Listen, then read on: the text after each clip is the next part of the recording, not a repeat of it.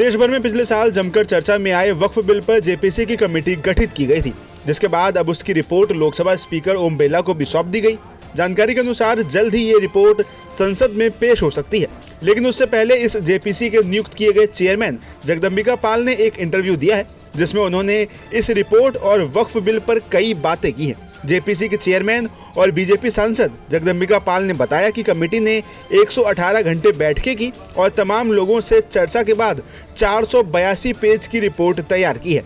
वहीं जेपीसी की मीटिंग्स की जानकारी देते हुए उन्होंने बताया कि लोकसभा के स्पीकर महोदय ने जो मैंडेट दिया था, उस हिसाब से हमने 38 बैठकें दिल्ली में की हैं। करीब 250 स्टेक होल्डर से हम मिले, जिनमें पूर्व जज, दिल्ली हाई कोर्ट और सुप्रीम कोर्ट के वकील भी थे। हम तमाम इस्लामिक स्कॉलर्स से मिले, कई राज्यों में भी गए।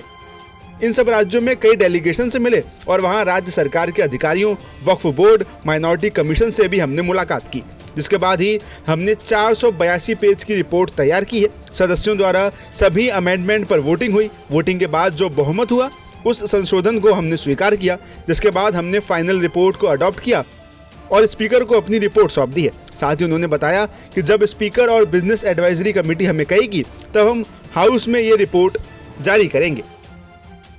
वहीं इसके अलावा विपक्ष ने जेपीसी की पहली बैठक से ही पक्षपात के आरोप लगाए थे। विपक्ष ने कहा था कि उनकी बात नहीं सुनी जा रही है। ऐसे में इसका जवाब देते हुए जगदम्बिका पाल ने कहा कि मुझे लगता है कि पहले दिन से ही इन लोगों ने जो किया, उसे देखते हुए साफ है कि ये इनका कोई पॉलिटिकल एजेंडा था। ये इस कमेटी के माध्यम से देश को एड्रेस कर रहे थे।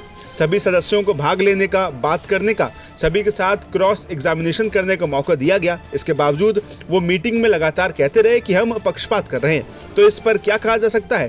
पहले तो आरोप लगता था कि बैठकें नहीं होती, हमने ज्यादा से ज्यादा बैठकें कराई, तो इसकी तारीफ करनी चाहिए थी। बजाय इसके ये डेलीगेशन लेकर स्पीकर महोदय के पास गए कि बैठकें कम होनी चाहिए, बहुत ज्यादा बैठकें हो रही हैं। वहीं इसके साथ ही जगदम्बिका पाल ने कहा कि इसे लेकर विपक्ष शिकायतें कर रहे थे, काम अधिक करने पर तारीफ होनी चाहिए थी।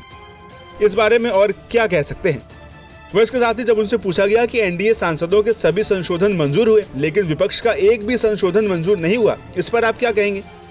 तो उन्होंने बताया कि जैसे पार्लियामेंट की प्रक्रिया होती है, ये प्रक्रिया भी वैसी ही है।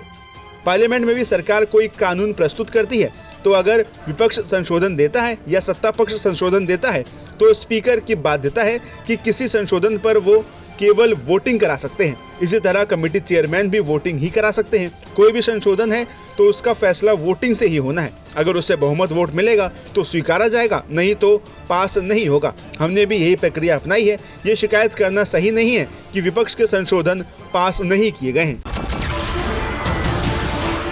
नमस्कार, मैं हूं मानक गुप्ता। अगर आपको हमारा ये वीडियो पसंद आया हो तो इसे लाइक और शेयर जरूर करें, और हाँ, हमें सब्सक्राइब और फॉलो करना ना भूलें, ताकि आप देश और दुनिया की कोई खबर मिस ना करें। तो जुड़े रहिए हमारे साथ और देखते रहिए न्यूज़ 24।